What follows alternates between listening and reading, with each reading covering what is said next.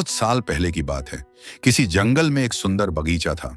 उसमें बहुत सी परियां रहती थीं।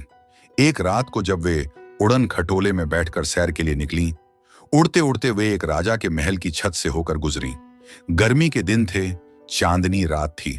राजकुमार अपनी छत पर गहरी नींद में सो रहा था। परियों की रानी की निगाह इस राजकुमार पर पड़ी तो उसका दिल डोल गया। उसके जी में आया कि राजकुमार को चुपचाप उठाकर उड़ा ले जाए, परंतु उसे पृथ्वी लोक का कोई अनुभव नहीं था, इसलिए उसने ऐसा नहीं किया। वह राजकुमार को बड़ी देर तक निहारती रही। उसके साथ वाली परियों ने अपनी रानी की यह हालत भांप ली। वे मजाक करती हुई बोली, रानी जी, आदमियों की दुनिया से मोह नहीं करना चाहिए। चलो अब लौट चलें। अगर जी नहीं भरा तो कल हम आपको यही ले आएगी। परी रानी मुस्कुराई और बोली, अच्छा चलो, मैंने कब मना किया। लगता है जिसने मेरे मन को मोह लिया है उसने तुम पर भी जादू कर दिया है। परियां यह सुनकर खिलखिलाकर हंस पड़ीं और राजकुमार की प्रशंसा करती हुई अपने देश को लौट गईं। सवेरे जब राजकुमार सोकर उठा तो उसके शरीर में बड़ी ताजगी थी। वह सोचता कि हिमालय की चोटी पर पहुंच जाऊं या एक छलांग में समुंदर को लांग जाऊं। तभी वजीर ने आकर उसे खबर दी कि राजा की हालत बड़ी खराब है और वह आखिरी सांस ले रहे हैं। राजकुमार की खुशी काफूर हो गई। वह तुरंत वहां पहुंच गया। राजा ने आंखें खोली और राजकुमार के सिर पर हाथ रखता हुआ बोला, बेटा, वजीर साहब तुम्हारे पिता के ही समान हैं। तुम सदा उनकी बात का ख्याल रखना। इतना कहते कहते राजा की आंखें सदा के लिए बंद हो गई। राजकुमार फूट फूट कर रोने लगा। राजा की मृत्यु पर सारे नगर ने शोक मनाया। कहने को तो राजकुमार अब राजा हो गया था, पर अपने पिता की आज्ञानुसार वह कोई भी काम वजीर की राय के बिना नहीं करता था। एक दिन वजीर राजकुमार को महल के कमरे दिखाने ले गया। उसने सब कमरे खोल खोल कर दिखा दिए, लेकिन एक कमरा नहीं दिखाया। राजकुमार ने बहुत जिद की, पर वजीर कैसे भी राजी न हुआ। वजीर का लड़का भी उस समय साथ था। वह राजकुमार का बड़ा गहरा मित्र था। उसने वजीर से कहा, पिताजी, राजपाट, महल और बाग बगीचे सब इन्हीं के तो हैं। आप इन्हें रोकते क्यों हैं? वजीर ने कहा, बेटा, तुम ठीक कहते हो, सब कुछ इन्हीं का है, लेकिन महाराज ने मरते समय मुझे हुक्म दिया था कि इस कमरे में राजकुमार को मत ले जाना। अगर मैं ऐसा करूंगा तो राजा को बड़ा बुरा लगेगा। वजीर का लड़का थोड़ी देर तक सोचता रहा, फिर बोला, लेकिन पिताजी, अब तो राजकुमार ही हमारे महाराज हैं। उनकी बात मानना हम सबके लिए जरूरी है। अगर आप राजा के दुख का इतना ध्यान रखते हैं तो हमारे इन राजा के दुख का भी तो ध्यान रखिए और दरवाजा खोल दीजिए। राजकुमार को दुखी देखकर हमारे राजा को भी शांति नहीं मिलेगी। वजीर ने ज्यादा हठ करना ठीक न समझा और चाबी अपने बेटे के हाथ पर रख दी। ताला खोलकर तीनों अंदर पहुंचे। कमरा बड़ा सुंदर था। छत पर तरह तरह के कीमती झाड़ फानूस लटक रहे थे और फर्श पर मखमल के गलीचे बिछे हुए थे। दीवार पर सुंदर सुंदर स्त्रियों की तस्वीरें लगी थीं। यकायक राजकुमार की निगाह एक बड़ी सुंदर युवती की तस्वीर पर पड़ी। उसने वजीर से पूछा कि यह तस्वीर किसकी है। वजीर को जिसका डर था वही हुआ। उसे बताना ही पड़ा कि वह सिंहल द्वीप की पद्मिनी की है। राजकुमार उसकी सुंदरता पर ऐसा मोहित हुआ कि उसी दिन उसने वजीर से कहा, मैं पद्मिनी से ही ब्याह करूंगा। जब तक पद्मिनी मुझे नहीं मिलेगी मैं राज के काम में हाथ नहीं लगाऊंगा। वजीर हैरान होकर बोला, राजकुमार, सिंहल द्वीप पहुंचना आसान काम नहीं है। वह 7 समुंदर पार है। वहां भी जाओ तो शादी करना तो दूर, उससे भेंट करना भी असंभव है। उसकी तलाश में जो भी गया लौट कर नहीं आया। फिर ऐसे अनहोने काम में हाथ डालने की सलाह मैं आपको कैसे दे सकता हूं? पर राजकुमार अपनी बात पर अड़ा रहा। वजीर का लड़का उसका साथ देने को तैयार हो गया। वे दोनों घोड़े पर सवार होकर चल दिए। चलते चलते दिन डूब गया। वे एक बाग में पहुंचे और अपने अपने घोड़े खोल दिए। हाथ मुंह धोकर कुछ खाया पिया। वे थके हुए तो थे ही, चादर बिछाकर लेट गए। कुछ देर के बाद ही गहरी नींद में सो गए। आंख खुली और चलने को हुए तो देखते क्या है कि बाग का फाटक बंद हो गया है और वहां कोई खोलने वाला भी नहीं है। रात हुई तो वह दोनों वहीं पर सो गए। बगीचे के बीचों बीच संगमरमर का एक चबूतरा था। आधी रात पर वहां कालीन बिछाए गए।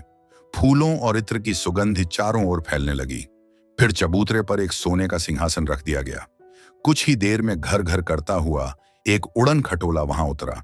उसके चारों पायों को एक एक परी पकड़े हुए थी और उस पर उनकी रानी विराजमान थी।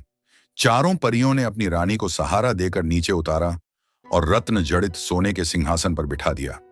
परी रानी ने इधर उधर देखा और अपनी सखियों से कहा, वह देखो, पेड़ के नीचे चादर बिछाए दो आदमी सो रहे हैं, उनमें से एक वही राजकुमार है, उसे तुरंत मेरे सामने लाओ।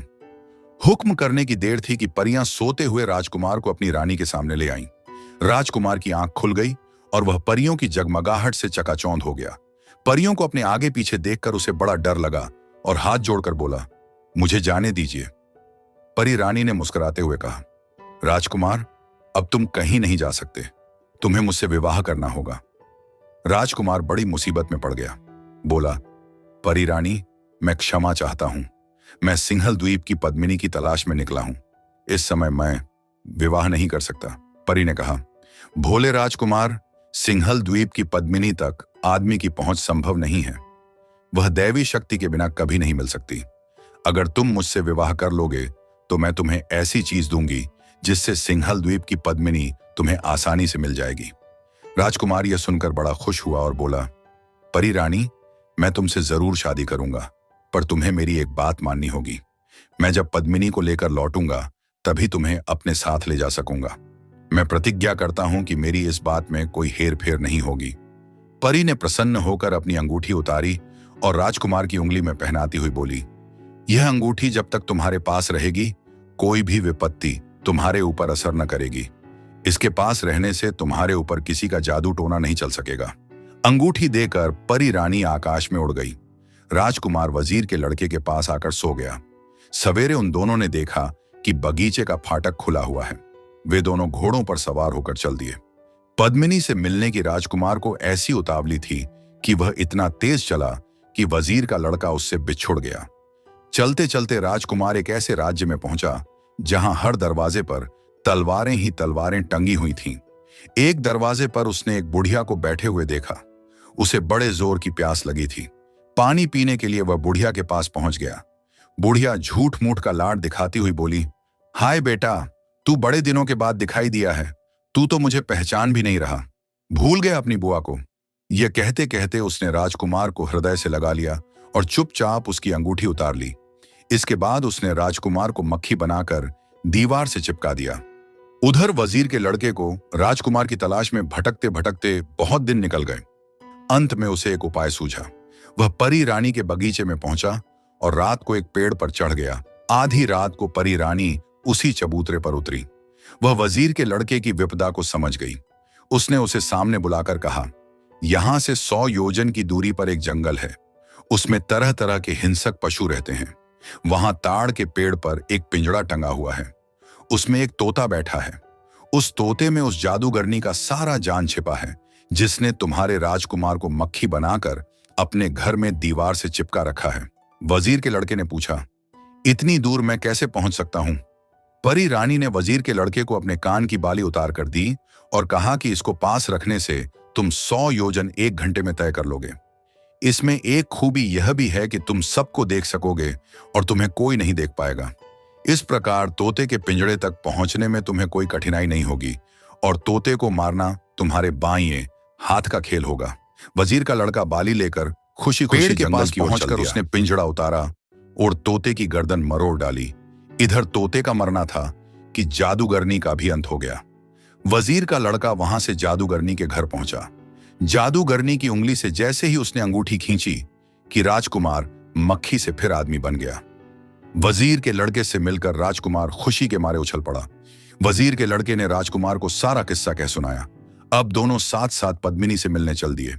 चलते चलते वे बहुत थक गए थे। रात भर के लिए वे एक सराय में रुक गए। राजकुमार सो रहा था। रात का सन्नाटा था और सराय की मंद रोशनी में केवल चांद की किरणें ही कुछ उजाला बिखेर रही थीं। वजीर का लड़का थकान के मारे गहरी नींद में सो गया था, लेकिन राजकुमार की आंखों में नींद नहीं थी। उसकी नजर बार बार उस अंगूठी पर जा रही थी जो परी रानी ने उसे दी थी। अंगूठी की चमक में उसे जैसे कोई रहस्यमयी शक्ति दिख रही थी।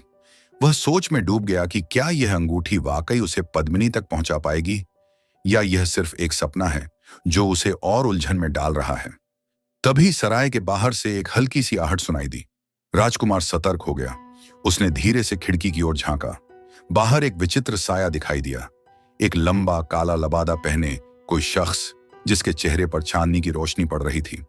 उसका चेहरा आधा ढका हुआ था, लेकिन उसकी आंखें चमक रही थीं, जैसे कोई जादुई शक्ति उनमें समाई हो।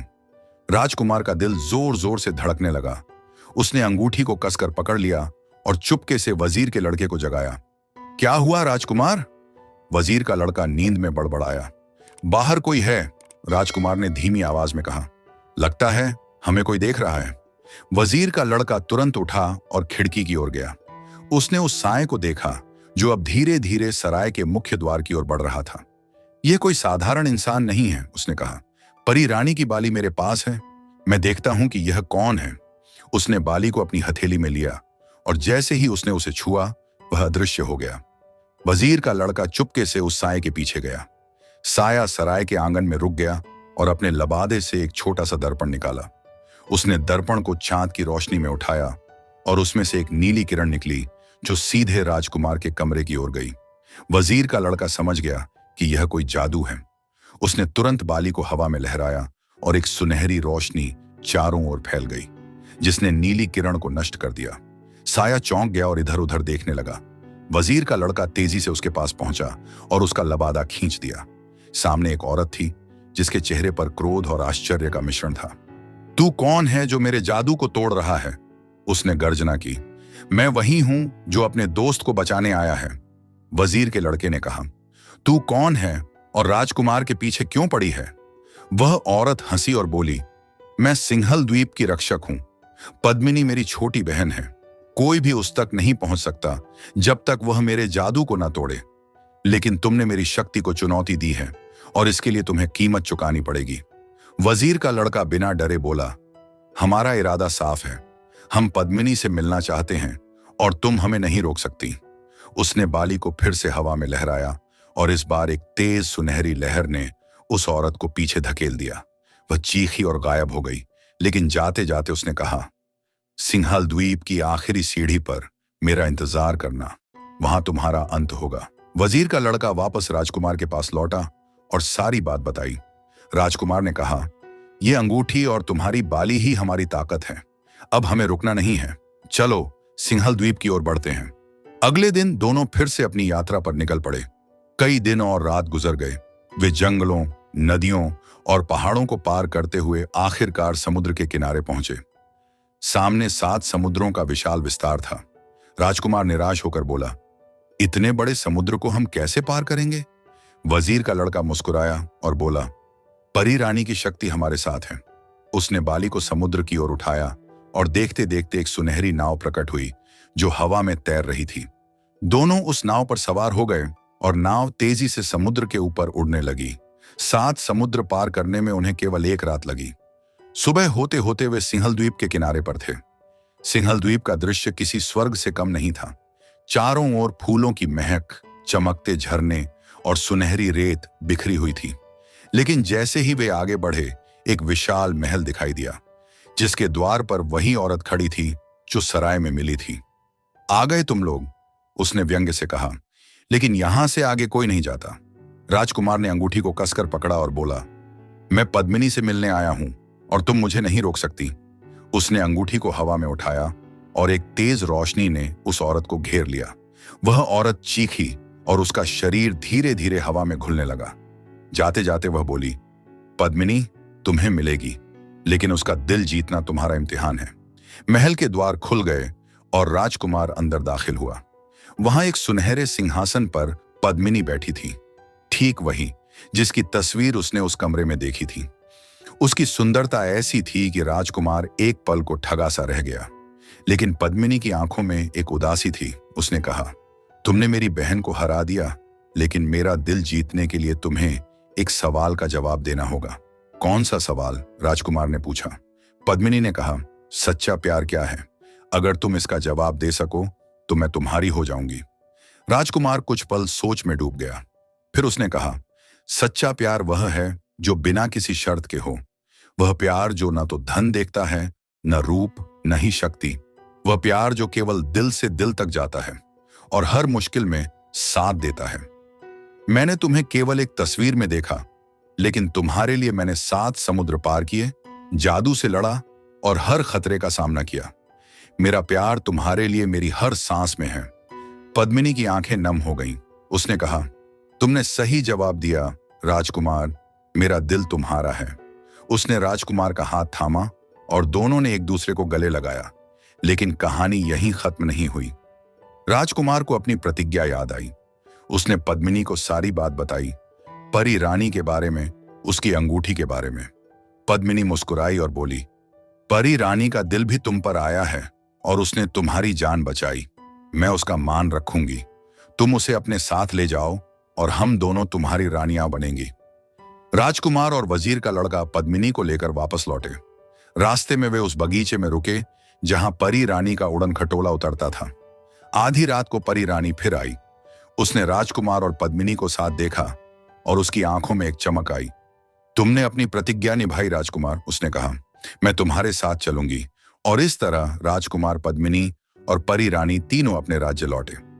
वहां वजीर ने उनका भव्य स्वागत किया।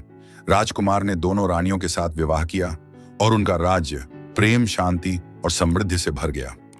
वजीर का लड़का हमेशा राजकुमार का सच्चा मित्र बना रहा और उनकी दोस्ती की मिसाल पूरे राज्य में दी जाने लगी।